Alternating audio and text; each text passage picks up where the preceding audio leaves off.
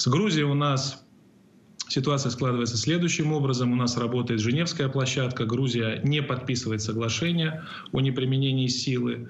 В связи с этим мы считаем, что Грузия должна его подписать, и после этого мы уже можем выходить на какой-то диалог. Пока ситуация находится в достаточно замороженном состоянии. Вот буквально через неделю состоится Женевский раунд очередной, и мы уверены в том, что Грузия в очередной раз не подпишет соглашение о неприменении силы, что для нас, для абхазской стороны, является подтверждением того, что Грузия готовится к самым разным сценариям развития событий. Мы это прекрасно видим. Мы видим, как Грузия работает по наращиванию военного потенциала, работает с натовцами, проводит учения, закупает военные беспилотники, ударные беспилотники, разведывательные беспилотники. Мы это прекрасно видим. Я думаю, что страна, которая готовится к миру, так бы не поступала.